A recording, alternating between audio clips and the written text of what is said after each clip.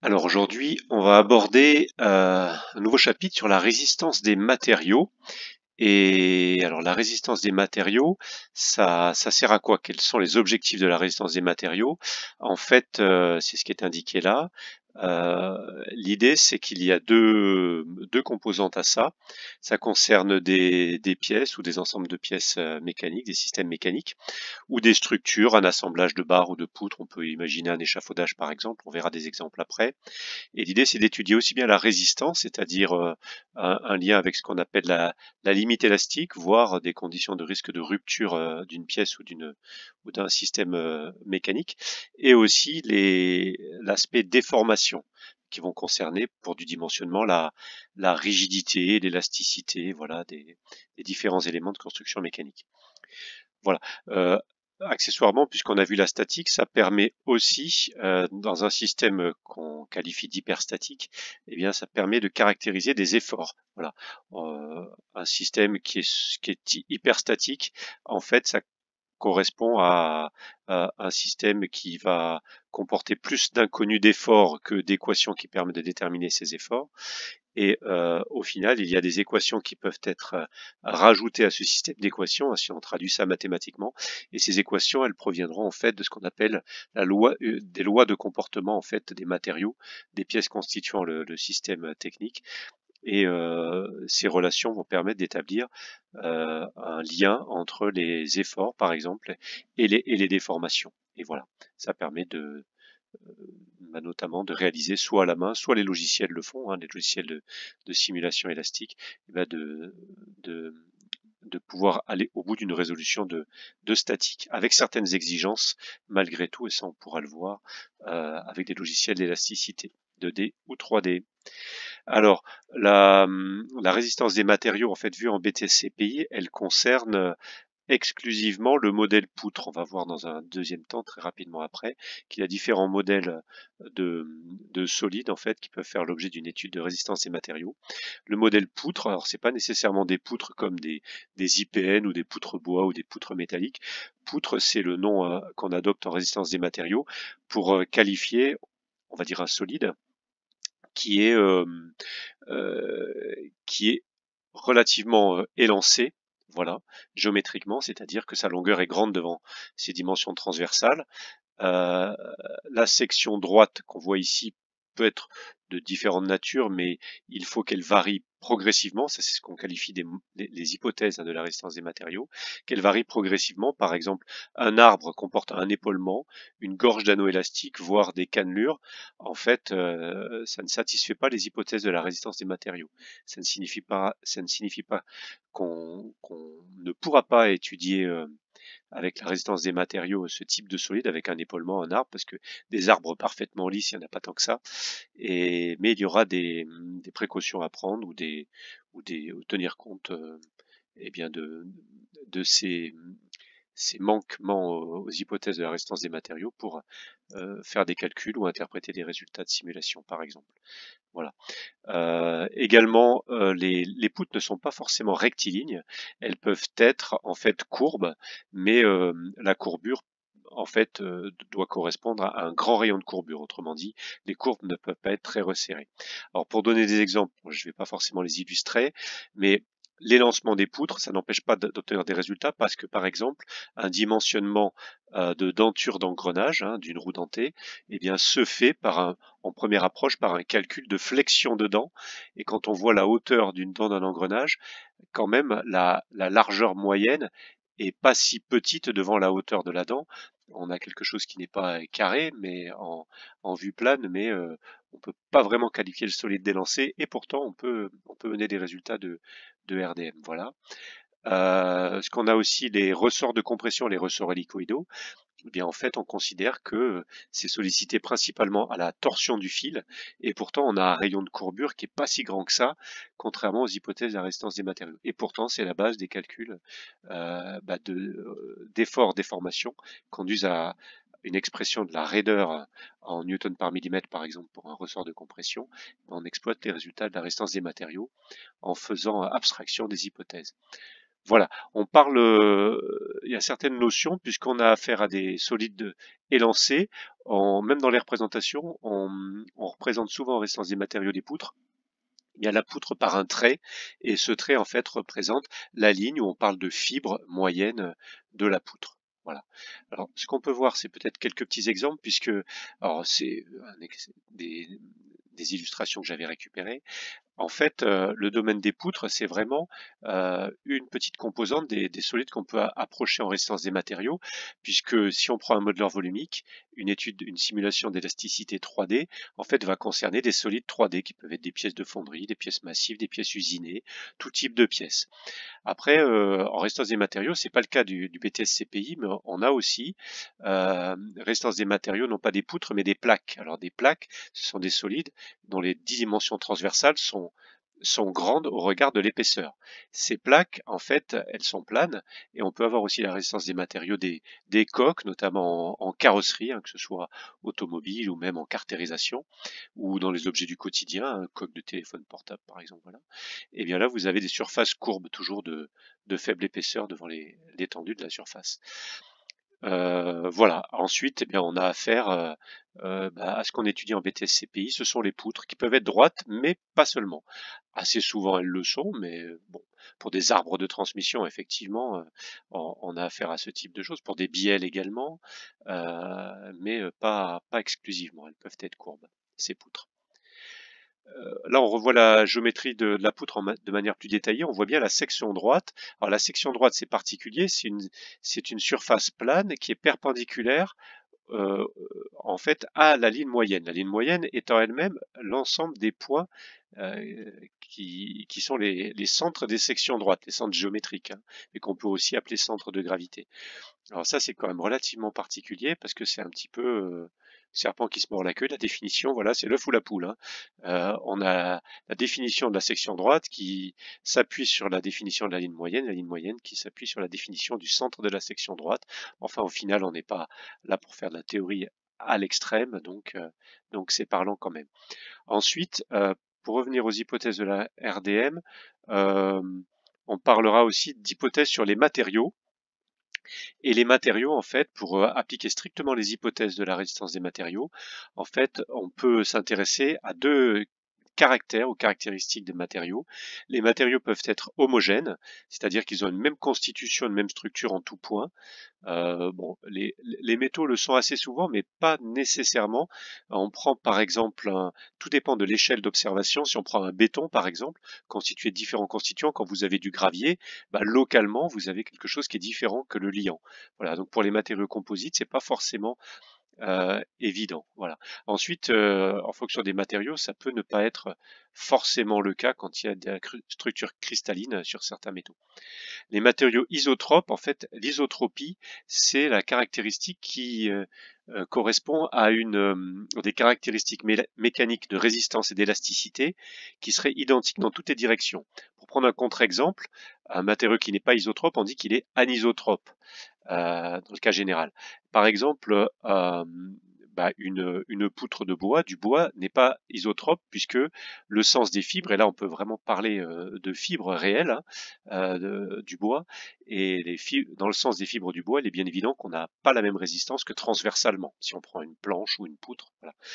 À ce moment-là, quand on a des caractéristiques quand même qui sont dans des directions privilégiées, on peut parler pas forcément de manière globale d'anisotropie, mais d'orthotropie. Ortho avec des angles droits, comme l'orthogonalité. Mais on peut avoir des critères de résistance transversalement aux fibres d'un bois ou d'un composite, hein, fibré avec des fibres longues, euh, et, euh, et des caractéristiques dans le sens des fibres. Voilà.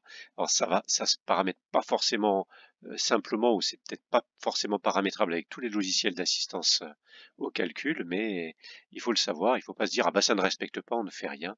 Il y a moyen d'en tenir compte. Voilà. Donc ça, c'était pour la poutre.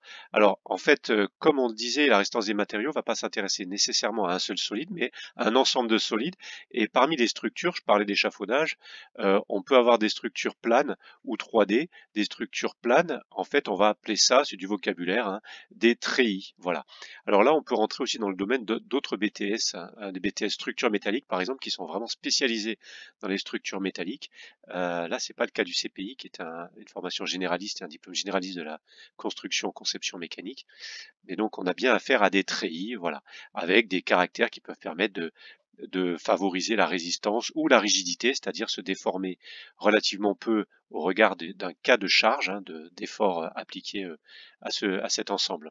Après, on peut avoir soit des éléments qui sont fixés entre eux, entre guillemets soudés, hein, c'est-à-dire avec des liaisons encastrement, ou alors des mobilités. Dans certains logiciels comme RDM, RDM6, RDM7 ou RDM Le Mans, eh bien, on peut avoir ce qu'on appelle des relaxations entre les éléments constituant une structure. Des treillis spatiaux, on voit bien là au milieu, on voit quelque chose qui s'apparente à un pylône, hein, électrique par exemple. On a d'autres structures qui peuvent être dans différentes configurations. On pense au dôme qui a été fait assez récemment au bioparc de Beauval, une structure extraordinaire, un treillis spatial de forme, on va dire, sphérique. Voilà. Alors, des illustrations, bon, on est beaucoup, on trouve de bon nombre d'exemples de structures différentes dans ce qui est bâtiment, architecture. Donc là, vous avez des structures en plaques, par exemple. Voilà, on voit bien qu'il y a quelque chose de différent, mais on a des poutres porteuses par endroits où on a véritablement des modèles poutres. On peut avoir des structures en coque, hein, je parlais de carrosserie type automobile ou objet du quotidien, mais dans l'électroménager, hein, on peut avoir ça, voilà. Mais dans les bâtiments, on peut également, du point de vue global, avoir ce type de structure en coque. Structure en poutre, je parlais de dôme, mais on n'a pas attendu euh, les temps récents pour avoir ce type de structure, hein. On pense à des structures initialement en bois, hein. L'histoire ne manque pas de patrimoine architecturaux qui présentent des structures hyper intéressantes et impressionnantes. Alors, un petit exemple de situation qu'on peut rencontrer pour une analyse de type poutre, c'est par exemple là un vérin hydraulique qui est de toute évidence extrêmement sollicité, un peu trop, quand on voit la flèche qui peut se produire en compression du vérin, et ça peut aboutir à un résultat voilà qui n'est pas souhaité. Ça paraît étonnant, mais on a eu affaire à ce qu'on appelle du flambage ou du flambement de la tige de vérin qui n'a pas trop plu. Voilà. Alors, du point de vue des coques, on a aussi des dimensionnements hein, qui peuvent, je pense à des citernes, des pressoirs, des réservoirs. Là, on a un exemple à des structures de type coque. Et là, on a des contraintes particulières qui sont des contraintes liées à des récipients de fluides ou de liquides ou de matière, on va appeler ça de vrac. Ça peut être du sable, ça peut être des céréales, hein, comme dans des silos. Ça, c'est particulièrement impressionnant parce que vous avez une masse phénoménale qui est contenue et vous avez un effet de pression analogue à la pression qu'on pourrait obtenir avec un fluide en statique et qui conduisent à un effort radial sur les structures dans ce cadre-là qui doivent résister évidemment eh bien, à cette pression. On voit bien un barrage hydroélectrique, hein, les sollicitations qu'il peut avoir et le sens, le sens d'ailleurs en opposition du fluide à retenir, on voit bien l'arc ici, eh bien, c'est étudié effectivement parce que la structure va être plus résistante et présente moins de risques dans une situation de compression que si on avait mis l'ensemble dans l'autre sens. Voilà. Après, en termes de structure de type treillis, eh bien, on peut avoir ce qu'on va appeler au sens large des ouvrages d'art, comme des ponts, par exemple, et constitués d'un certain nombre de barres. On peut avoir une composante de type ce qu'on appelle le tablier, qui peut être sous forme de treillis. Là, on a un pont suspendu, effectivement, on a une combinaison de technologies mécaniques qui permettent d'assurer la résistance et la rigidité, et on veut conférer parfois, on va le voir sur des exemples, une élasticité qui va permettre eh bien, la tenue de l'ouvrage d'art à diverses sollicitations, bah, notamment les intempéries, les variations de température, le climat. Voilà, une petite illustration sympathique, notre ami Calvin, voilà, hein, qui covoiture avec ses parents, bien attaché avec la ceinture. Le petit Calvin, c'est pas le cas, mais bon, c'est pas grave, hein, parce que c'est une bande dessinée, évidemment. Et voilà, Kevin s'interroge sur effectivement ce qu'on peut rencontrer parfois à l'entrée d'ouvrages d'art. Poids maximal 10 tonnes. Il y a une histoire des faits divers très malheureux, assez récemment d'ailleurs, il y a quelques années, eh bien des accidents qui ont pu se produire de ce type-là par un non-respect de réglementation, une méconnaissance. Et quand vous avez un poids maximal de 10 tonnes, Calvin s'interroge, comment fait-on pour pouvoir affirmer que la tenue du pont est bien de 10 tonnes? Et ben le papa, il a une réponse assez pragmatique.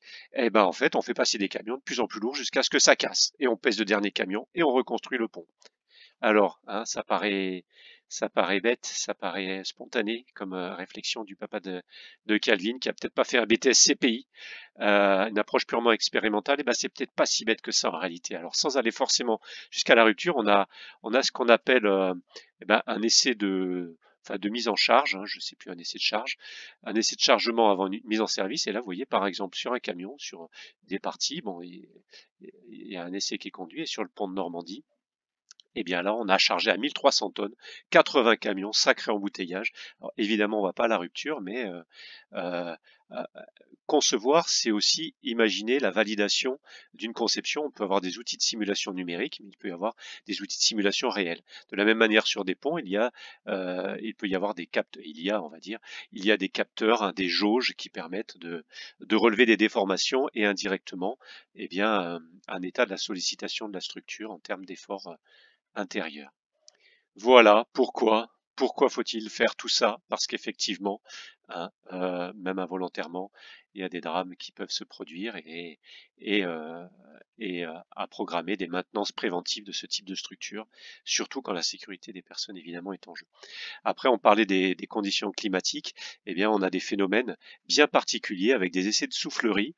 Il y en a, je crois, pas très loin de chez moi. J'ai rien dévoilé du côté de Nantes.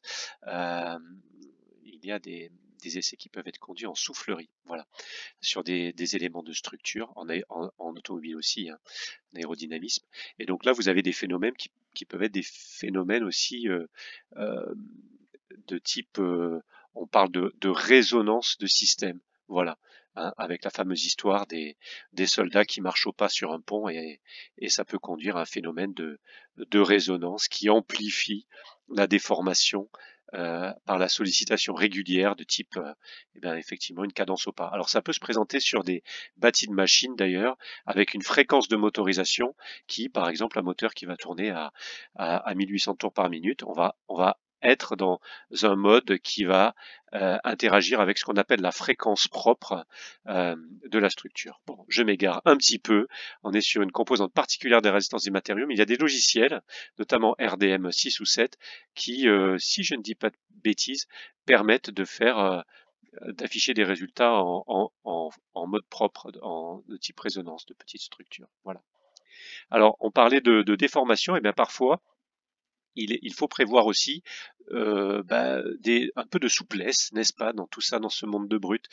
Et on voit la structure qui est un petit peu, qui est élastique. Et là, ce qui est indiqué, des appuis à dilatation. En fait, vous pouvez remarquer quand vous passez sous des ponts, en fait, ce sont des appuis qu'on pourrait presque qualifier d'appuis ponctuels, parce qu'il y a des variations dues aux dilatations thermiques, hein, ou compression thermique, ça dépend des variations de température, et l'ensemble doit permettre de se déformer sans qu'il y ait de rupture. Donc finalement, il ne faut pas retenir la déformation nécessairement, et là on peut avoir des appuis à dilatation.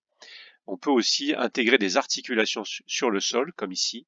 Voilà, on voit une structure. Les grandes dimensions, eh bien, il faut tenir compte des phénomènes de dilatation, de variation. C'est un petit peu aussi, hein, en, en, en BTP, j'allais dire, bon, c'est quand on fait une dalle, par exemple, on insère ce qu'on appelle des joints de dilatation, et on ne peut pas, au même titre que pour un parquet, on ne peut pas faire 20 mètres continus sans avoir un élément de fractionnement. Vous avez ça sur les ponts, hein, si vous observez des espèces de rainures qui vont séparer les éléments constituant la structure et permettre une dilatation si nécessaire.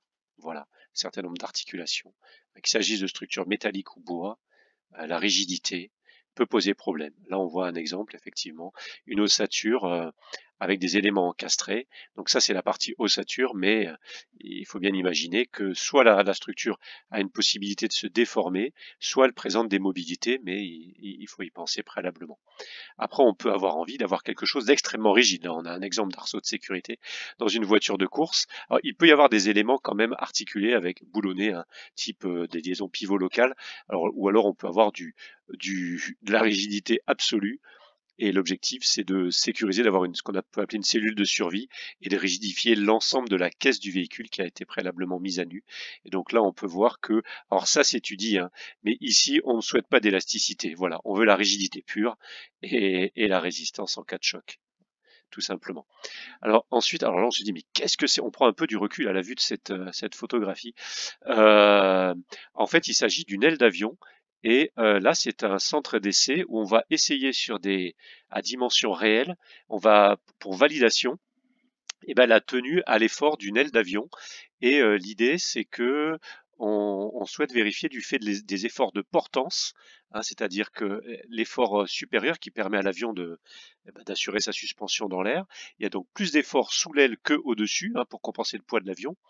Et ce que l'on fait, enfin une technique qui peut être adoptée pour faire non pas une simulation, mais une mise en essai réelle de charge, eh bien c'est en un certain nombre de points de la face supérieure de l'aile par exemple, eh bien mettre des câbles et exercer un effort vers le haut. Alors là, tout simplement, il y a des éléments de renvoi qui permettent de suspendre, hein, euh, eh bien en utilisant des poutres métalliques, hein, des IPN très lourds et qui font avec une poulie ou un renvoi tout simple, eh bien qui permettent par le poids des éléments là d'exercer l'effort qui doit correspondre le plus possible à l'effort réel. Et en situation déformée, en vue, on va dire de face, hein, de l'avion, de l'aile, là on voit que la flèche, enfin la flexion est importante. Euh, et non, on est loin de la rupture, mais la rupture peut se produire.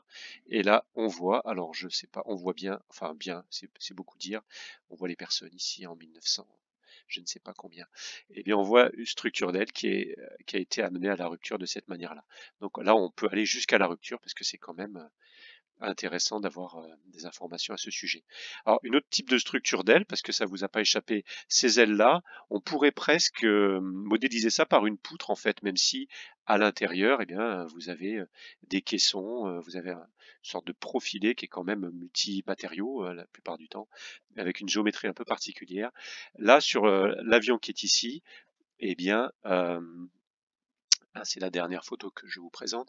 En fait, là, on ne peut pas parler du tout de poutre, on a une surface plane, on est sur une plaque ou une coque, et là, on voit qu'on a, eh bien, en fait, suspendu tout simplement la structure. Là, elle est suspendue de manière fixe, et puis il y a un certain nombre de points, un petit peu comme si on représentait plein de petites forces de pression vers le haut. Et donc là, la simulation réelle a été reproduite de cette manière-là. Voilà, pour faire une étude de résistance des matériaux. Alors pour continuer, puisqu'on parle d'action mécanique, eh bien en fait revenons aux poutres, hein, dans un monde un petit peu plus restreint que ce qu'on voyait pour les ailes d'avion, les structures de bâtiments, les ponts et autres.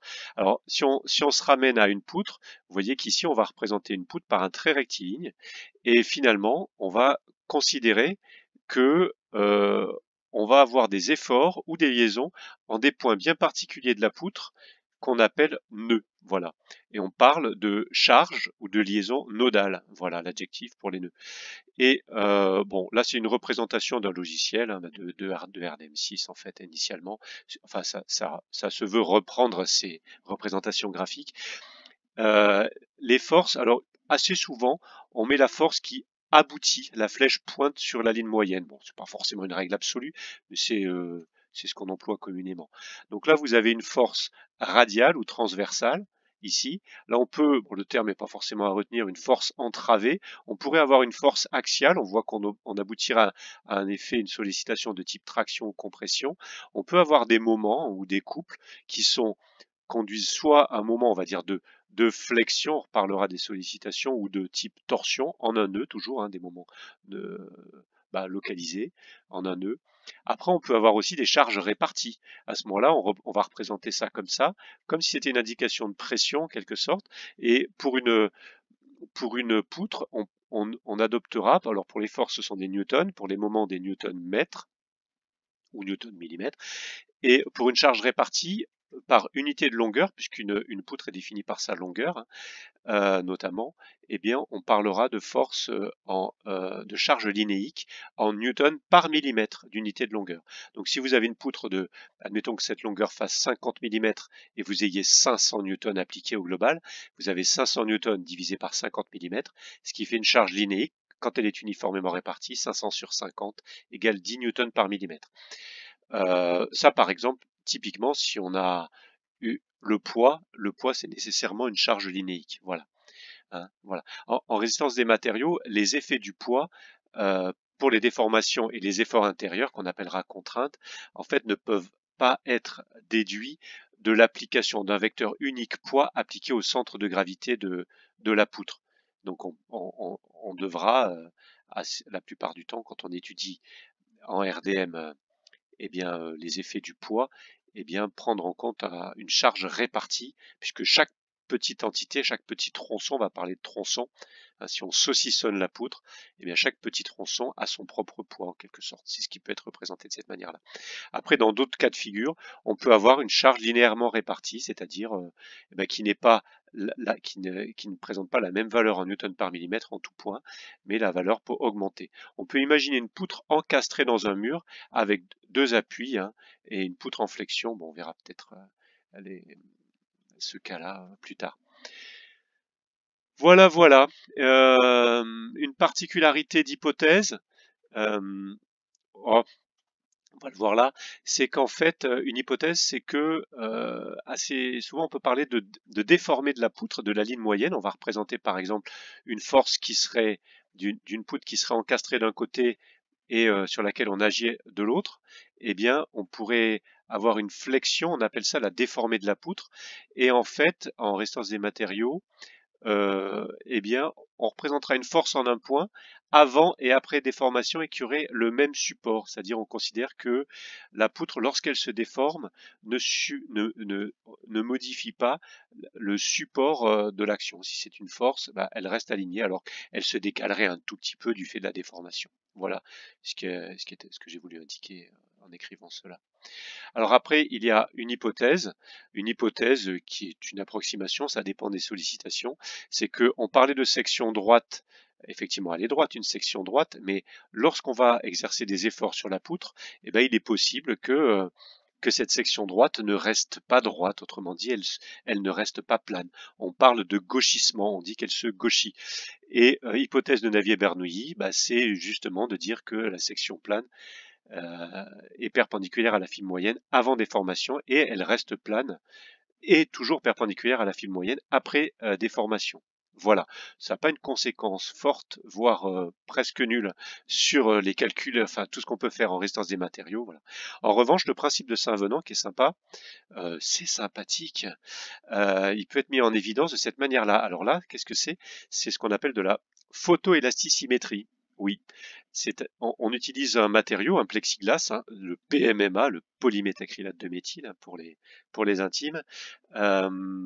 C'est un matériau qui, avec certaines caractéristiques, lorsqu'il est éclairé, eh bien, a un effet de polarisation des différentes composantes de la lumière en fréquence.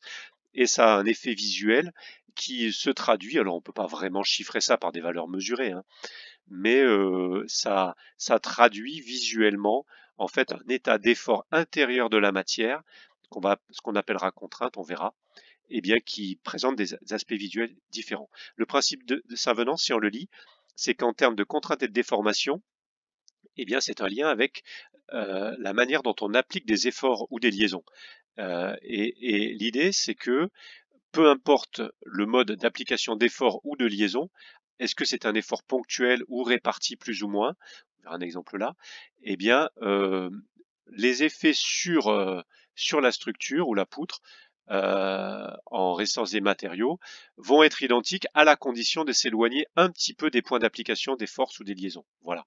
Donc ici, on a un solide encastré en flexion, l'exemple dont je vous parlais tout à l'heure, hein, on voit l'effet de flexion, il y a une petite courbure qui apparaît ici.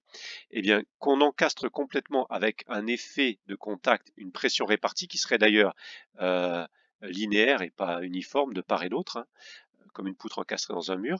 Vous voyez l'état de contrainte à l'intérieur, les efforts intérieurs qui sont ici. Ils diffèrent ils diffèrent évidemment beaucoup de la situation si on mettait deux appuis ponctuels ici. Mais si on exerce le même effort à l'autre extrémité, on a un effet de bras de levier qui fait que si on regarde dans cette zone-là, même jusque-là, là et là, sur toute cette partie-là droite, eh bien on a la même chose. Assez souvent, on va considérer que si on a une dimension à peu près égale en longueur à la section, au-delà de l'équivalent en longueur de la section droite, cette dimension-là, comme si vous preniez un carré ici, ça redevient à peu près pareil, et peu importe comment on applique. Ici, par exemple, on fait une compression sur un solide, et on le fait avec un appui bien homogène de part et d'autre, et là, en photoélasticimétrie, on observe que la couleur est la même partout. C'est ce qu'on observerait si on faisait la simulation sur RDM Le Mans, par exemple. Tandis que ici, eh bien, si on applique ponctuellement, on a eh bien, une contrainte, une pression de contact très élevée localement, et ici c'est noir, en fait on n'a rien du tout.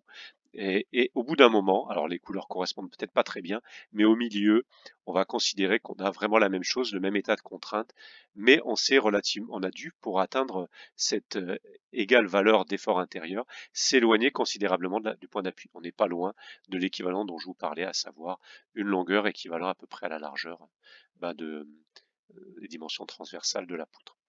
Et voilà pour ces hypothèses de la RDM. Mais on verra que on peut, comme je le disais en introduction, tenir compte d'écarts de non-satisfaction de certaines hypothèses de la RDM en tenant compte, par exemple, d'un coefficient de concentration contrainte pour un calcul de contrainte liées aux efforts intérieurs, ou un coefficient de sécurité, ou plutôt parfois d'incertitude dans les calculs. Voilà pour ça.